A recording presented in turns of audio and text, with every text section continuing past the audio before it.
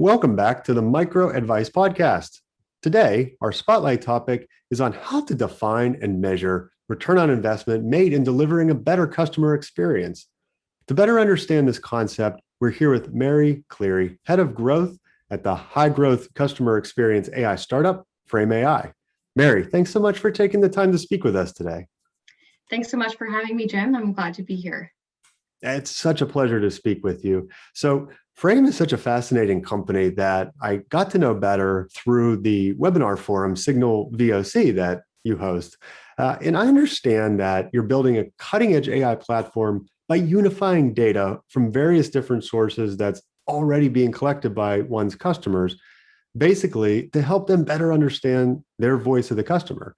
So, Mary, VOC or voice of the customer isn't necessarily a new concept, but Frame takes a different perspective. Can you maybe talk to us a little bit about the industry need prompting the starting of Frame, and then how you're working to produce a better voice of the customer outcome than, say, a manual experience? Absolutely. So today's CX teams are under more pressure than ever to improve customer experience. And there's the old adage, if you can't measure it, you can't improve it. Definitely rings true here. And so, traditional measurement in CX, like using surveys alone, just isn't cutting it anymore. And so CX teams are realizing this quickly and are increasingly looking to richer sources of feedback, things like support tickets and customer communities and chat and so forth. However, once you open the aperture to richer sources of feedback, you are looking at volumes of data that are simply impossible to manage without the right technology. I like to say that it's kind of like shoveling while there's still a blizzard outside. And it's not just the volume, it's the fact that this data lives in so many different places, which means that they're constantly switching context while trying to process that information. So they're hunting for product feedback themes that customers are inevitably describing using different words. They're looking at churned customers and groups of churned customers and trying to kind of pattern match and understand the series of events that leads to churn. And then, by the time you've covered enough ground, customers who give that feedback may have already churned because you didn't act or because that feedback is no longer relevant for other reasons. But, I think those are actually kind of the more obvious points that we hear a lot about in our space. And there's something else at play here that we don't talk enough about, which is, and I think it's really important, which is the fact that way too many CX leaders know what it's like to show up to a meeting and with hard-won customer feedback and can't answer really critical questions about that feedback. So things like, why should we do X? Is this mission critical or nice to have? Which customers are asking about this? How many customers? Are they big customers? Are they small customers? And what will the impact of doing something or not doing something be? And so in summary, I think that understanding customer feedback is at scale is just too hard, but also too important to leave to manual effort. And so the answers to these kinds of why questions that I'm asking are traditionally this elusive thing, but it really doesn't have to be so hard. I mean, we're seeing incredible advances in AI technology, specifically in the realm of natural language understanding. And, all this means that manual effort can and really should be a thing of the past. So instead of spending so much time collecting and analyzing data, this really frees up teams to focus more on evaluating, real data-driven insights, setting measurable goals and building bulletproof business cases that inspire stronger customer relationships. And so at Frame, we're automatically measuring sentiment, effort, and key themes on every interaction in every channel to help CX leaders do just that. Okay, that's fantastic. So, Mary, as you were speaking, I could think of literally hundreds of different data points that showcase how providing a good customer experience is good for business. So, how do you recommend various companies measure a good CX and then tie that to your typical business metrics like top line revenue or profit margin, cost reduction, what have you? Yeah, great question. So measuring CX has historically been really hard, let alone actually tying it to those business metrics that you were mentioning. And so, there are countless CX metrics out there, right? But it's much harder than it should be to actually roll all those things up into an accurate and actionable description of customer experience. And the problem is that most of those metrics are pretty insufficient proxies for the goals that CX teams have. And so they end up with this kind of kitchen sink approach to measurement. So CX metrics really need to reflect a high volume of customer interactions and also be consistent and context rich enough really to mean anything to anyone. So the first step is strengthening CX measurement.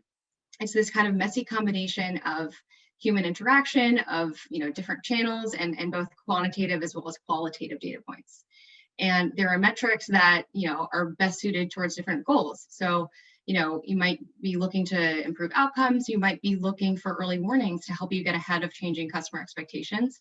You might be looking to test hypotheses like whether you should launch a new feature and whether that feature is what's going to make the material impact on your customer experience. Whatever combination of metrics matter most to your business, inconsistency and small sample sizes can be really problematic if you're a data-driven org looking to drive decisions and improvements based off of those metrics. So, for example, you might measure sentiment with emojis in one channel. You might have another channel where you're using some sort of numerical scale. And then across the board, you might actually only be capturing sentiment from a small percentage of your customers.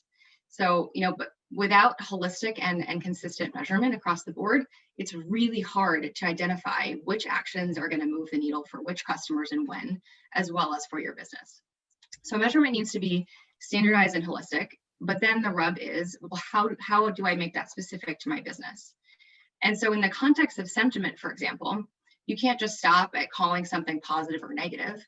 If you're trying to tie that to high-level business metrics, you can't say that a positive interaction means it's time for an upsell, or conversely, that a negative interaction means the customer is going to churn. And also, not all positive and negative interactions are created equally.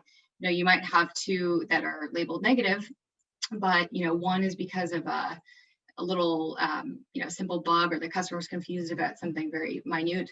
And then another one is, resulted in the customer actually reporting the wrong metrics to their board. Like, those two interactions have very different implications for your customer experience. And, so staying in the realm of sentiment, tying that to business metrics, it really depends on your ability to identify what kinds of positive and negative interactions or themes lead to business outcomes. And so the best sentiment analysis tools will use trends to help you actually predict which elements of your customer experience drive business outcomes like revenue and cost reduction and margins. Okay, fascinating stuff. So what specific data elements do you see as the biggest factors in changing the course of a customer experience? You touched on that a little bit in your response, but basically, what can companies must have, or what really should they focus on understanding when incorporating or building a customer first strategy to achieve a specific return on investment? Yeah, so starting from kind of raw materials or where the data elements come from, unstructured data for sure. So over 80% of your customer feedback is unstructured. And unstructured can be organic or solicited, such as kind of the free-form comments that accompany surveys. So I'll say that unstructured organic feedback in particular is an especially critical ingredient of any CX strategy. So organic feedback is the feedback that customers regularly volunteer in the channels that you make available to them. So again, these sources of feedback I was mentioning earlier. So things like support tickets and web chat and user forums, and even in some cases things like shared Slack channels. It's really the culmination of all of those. How do I? Is there an easier way to? I wish I could. It wasn't obvious, that type statements that can really make or break your customer experience. And so this has historically been dark data or data that's too difficult to understand for the very same reasons we discussed that so many CX teams are overburdened with manual effort. It's also available in real time. It's already available at your fingertips. But most importantly, it's the most accurate and holistic source of the things that CX teams need to measure to impact CX, right? So those are sentiment and effort and key themes. So coming back to measuring CX and tying it to business outcomes, CX measurement must be grounded in organic feedback. And, at the risk of stating the obvious, it's never been more important to understand customer sentiment, and failing to do so has unfortunate consequences. But what's different here is that enlisting the help of natural language understanding technology means you can understand the sentiment of all of your customers.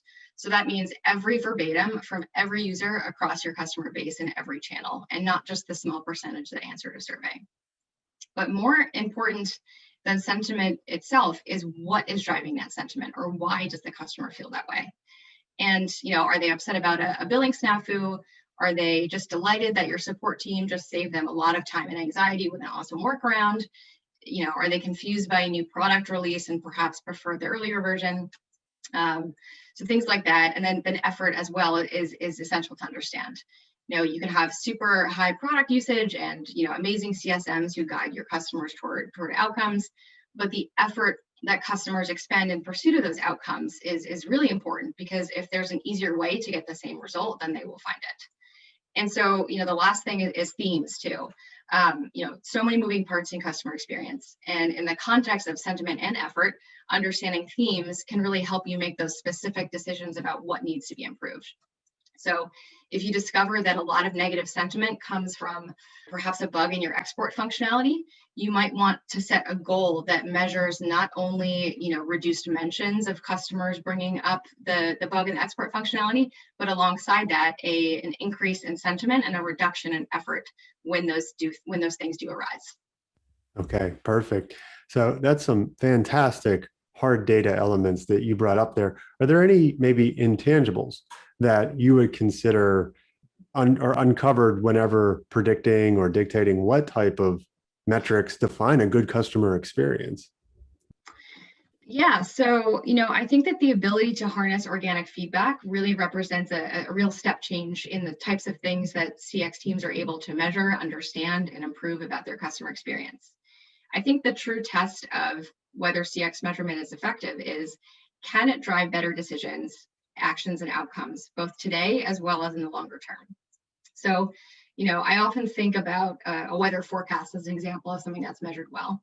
So meteorologists are directly measuring things like temperature and precipitation and so forth. And so, when people know it's going to rain every day on a given day, they'll bring an umbrella out with them. And, so that well-measured forecast is improving everyday lives, so people aren't going outside and then getting soaking wet. But meteorologists also use every single rainy day on record as a data point that helps them then improve longer-term decisions that help quality of life. So, farmers can better predict crop yields, which impacts our food supply. And public safety organizations can help anticipate and prepare for wildfires in the event that, in drier types of regions. And so if you think about sort of how that is all sort of a miracle of measurement, how absurd would it be if instead meteorologists were surveying people to report their local weather conditions? So kind of bringing that back to CX, because our customers are holistically measuring organic feedback, they're able to answer those kind of why questions and really pattern match across issues that customers are raising in their own words, which helps them improve outcomes. It helps them get ahead of customer expectations by finding early warning signs in these real-time interactions. It also helps them iterate quickly by testing hypotheses about what kinds of actions, like that feature release we mentioned, what will and won't necessarily improve the customer experience. And one other thing I'd like to say is that since natural language is really the currency across customer interactions, measuring organic feedback also gives you sort of a Rosetta Stone that effectively translates insights across different teams who each have a stake in the customer experience. So instead of forcing functions like product and success and support to kind of reconsider their own notion of the customer journey in order to understand customers holistically, it really becomes more about getting every function information from every part of the customer journey that then supports each of their own unique ability to solve problems in their individual spheres of expertise. So, because of all those factors I described kind of more specifically, this allows them to do things like increase customer satisfaction, reduce effort, things that matter in the now, like predict and prevent escalations, as well as reduce cost of service and churn by 15 to 20%. Okay, fascinating. I love the example about the weather forecast. That was a great analogy. It makes total sense. I'm having fun with that one. Mary, so this has been fantastic. A lot of good data and hard facts that you're supporting here. Final question for today, and this one is a little bit more just nuance of maybe how Frame is going to market. So yeah, I've heard that a lot of leaders know AI is the future and want to invest in AI, but they're leery because they're putting their faith in an algorithm which may, in some cases, kind of be a black box, where you really don't understand it, but everybody's doing it, so you have to jump on this train. How does Frame, or how have you seen best practices to overcome this perception with leadership that, hey, this is a good tool, it works, and it provides a better insight than maybe some manual effort? Definitely, what you're saying resonates a ton. So, while a lot of CX leaders might actually literally have a mandate to use AI, that doesn't necessarily make it any less challenging to make that leap. So I think most have, some level of belief that it will help them, yes, but, like anything else, the devil's in the details. So if you're going to use AI, it simply has to work within the guardrails of your current process and understand the nuances of your business. So it's not all that helpful if you generate a word cloud or a list of positive and negative interactions and think, oh, this is really cool, but I'm not really sure what to do with it. And unfortunately, that dynamic is pretty common. So the kind of how is a really big question mark for a lot of people. And so here are a couple of ways that we address that. So you've got to calibrate metrics that customers are already accustomed to. So for example, our FSAT or frame satisfaction metric is calibrated to predict CSAT, but it's based on richer data and it's also automatically collected. The next is giving customers the ability to adjust natural language models without data science expertise.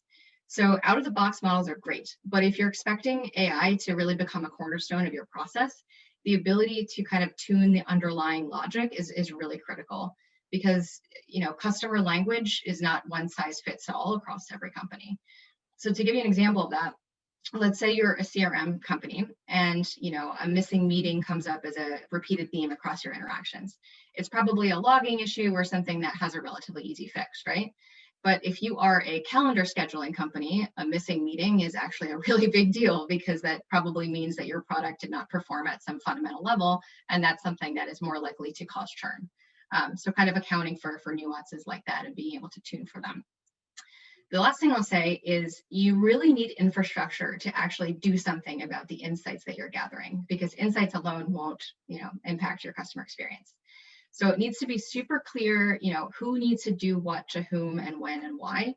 Otherwise, insights are just going to end up on the too hard pile. And so we address this with intelligent integrations that deliver sufficient context and detail to stakeholders who are then accountable for next best actions. And, last thing I'll say is, if the point of using AI is to understand customer feedback at scale while reducing manual effort and driving better decisions, it's really important to thoroughly understand what the actual experience will be. That's fantastic. Mary, thank you so much for this amazing insight. Thank you so much, Jim, for having me. This was great, and pleasure to see you as always. Likewise. And thank you all for listening. If you have any thoughts on a customer experience topic, please feel free to drop me a line on LinkedIn. As always, please subscribe to the YouTube channel, Spotify, and iTunes, Seeking Micro Advice, for this and many other great customer experience tips and tricks. Have a great week. Bye now.